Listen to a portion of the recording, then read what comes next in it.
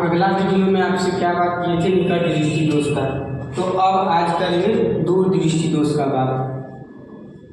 दूर दृष्टि दोष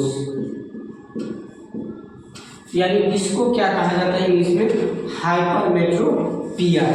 देखिए अभी इंग्लिश से पूछ रहा है, इंग्लिश को हिंदी में लिख देगा और यही बात पूछ लेगा आपको कि हाइपरमेट्रोपिया क्या है। हाइपरमेट्रोपिया,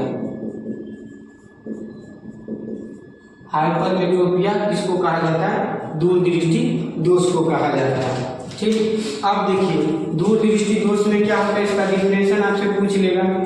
ठीक है, तो डिफिनेशन क्या होता है दूरदृष्टि दोष का, कि इसमें देखिए दूर की वस्तु साफ साफ दिखाई देती है यानी स्पष्ट दिखाई देती है और निकट की वस्तु अस्पष्ट दिखाई नहीं देती है। तो इसमें क्वेश्चन पूछेगा कि कहाँ की वस्तु दिखाई देती है और कहाँ की वस्तु दिखाई नहीं देती है। तो इसमें कौन वस्तु दिखाई देगा, दूर की वस्तु, दूर की वस्तु दिखाई देती है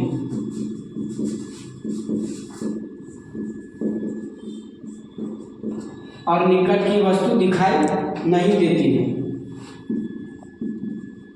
निकट की वस्तु स्पष्ट दिखाई नहीं देती है।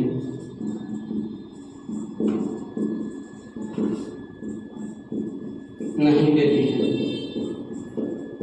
अब देख लीजिए, अब ये तो हो गया कि जो है इसका जो है लक्षण। ठीक है, अब बताइए, अब इसका कारण आपसे पूछ लेता है, मेन इसका कारण है। कारण में क्या है, देखिए पहला में क्या है, नेत्र गोलक का क्या होगा कि बड़ा हो जाना। तो देखिए पहला में नेत्र गोलक या वक्रता त्रिज्या, वक्रता त्रिज्या का क्या हो जाना, छोटा हो जाना, छोटा हो जाना।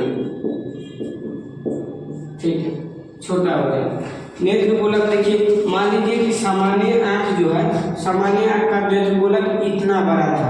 ठीक है, इसका वक्रता त्रिज्या की बात करें तो इसका इसी पर डिपेंड करता है कि त्रिज्या पर डिपेंड करता है कि गोलक जो है कितना बड़ा होगा। अब देख लीजिए, तो ये जो है तो पहले इतना था, लेकिन अब क्या सामान्य में इतना था, अब इतना छोटा हो गया, इससे छोटा हो गया वक्रता त्रिज्या और नेत्र गोलक छोटा हो गया। तो नेत्र गोलक छोटा हो जाता तो क्या होगा कि फोकस दूरी बढ़ जाएगा। अब हम टॉर्च का उदाहरण दिए थे कि देखिए कि बड़ा मुंह वाला टॉर्च रहता है तो उसका जो होता है, देख लीजिए कि दूरी कम जाता है लेकिन ये फैलता ज़्यादा है रोशनी। और छोटा जो रहेगा, जो पुलिस वाला का उदाहरण दिए थे, इसका फोकस दूरी बहुत दूर जाता है, चोर को आसानी से दूरी पर भी देख लेता है। इसलिए इसका जो है गोला, इसका जो है त्रिज्या यहाँ पे छोटा रहता है, इसीलिए देख लेता है। तो छोटा रहता है तो फोकस दूरी जो है ज़्यादा दूर तक फोकस करता है और बड़ा रहता है तो कम दूरी तक फोकस करता है। तो यहाँ नेत्र गोलक क्या हो गया, छोटा हो गया। तो छोटा हो गया है तो फोकस दूरी क्या होगा, फोकस दूरी बढ़ जाएगा। तो फोकस दूरी का क्या होगा, बढ़ जाएगा।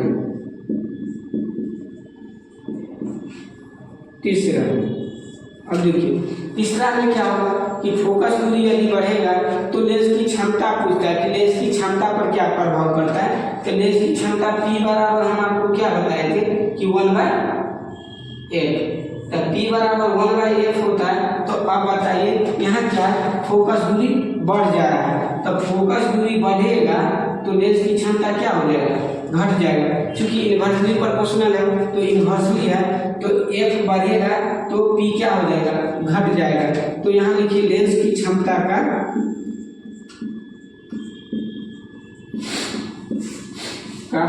घट जाना। देखिए चौथा में क्या है, इसमें जो क्या होता है कि जो प्रतिबिंब जो रेटिना पर बना था, रेटिना पर नहीं बल्कि रेटिना से क्या हो जाता है, पीछे बन जाता है। अब देखिए यहाँ है तो पहले मान लीजिए कि ये है सामान्य आंख का रेटिना। अब रेटिना ई क्या हो गया कि छोटा गोलक क्या हो गया, छोटा हो गया। तो गोलक छोटा हो गया तो क्या होता है कि रेटिना पर गोलक छोटा होता है तो फोकस दूरी क्या होता है, बढ़ जाता है। और फोकस दूरी बढ़ेगा तो ये रेटिना पर नहीं बल्कि रेटिना से पीछे प्रतिबिंब इसका बनता है। तो प्रतिबिंब कहाँ बनता है, तो प्रतिबिंब का क्या होगा, रेटिना से पीछे बनेगा, प्रतिबिंब रेटिना से पीछे बन जाता है।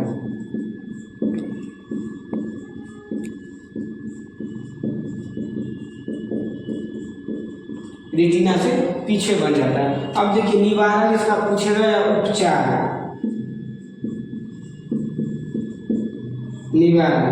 निवारण किससे किया जाएगा, तो इसका निवारण जो किया जाता है तो उत्तल लेंस से किया जाएगा। तो निवारण उचित फोकस वाला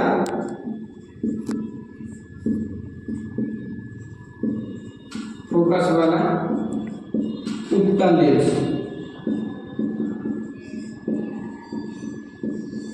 उत्तल लेंस का प्रयोग किया जाता है, ठीक है, निवारण के लिए। अब देखिए उत्तल लेंस ही क्यों किया जाता है, क्योंकि इसको जानना पड़ेगा कि उत्तल लेंस ही क्यों किया जाता है। तो उत्तल लेंस जो है, उत्तल लेंस को क्या कहा जाता है, अभिसारी लेंस। अभिसारी लेंस में कन्वर्जिंग मिरर, तो अभिसारी लेंस उत्तल लेंस को कहा जाता है। तो देखिए उत्तल लेंस को क्या कहा जाता है, अभिसारी लेंस।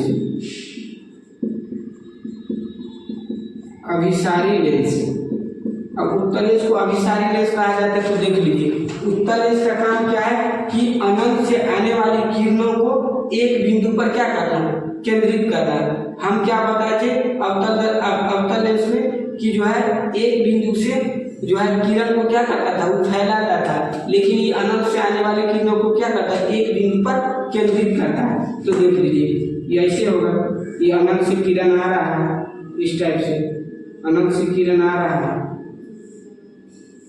तो अनंत से किरण आएगा तो ऐसे एरो लगेगा, एक बिंदु पर केंद्रित कर रहा है। इसीलिए इसमें जो है उत्तल लेंस का प्रयोग किया जाता है। क्यों, क्योंकि देख लीजिए यहाँ पर जो रेटिना से पीछे बन गया है, तो रेटिना से अगर आप उत्तल लेंस का प्रयोग इसलिए किया जाता है कि उसको केंद्रित करके रेटिना पर ला दे।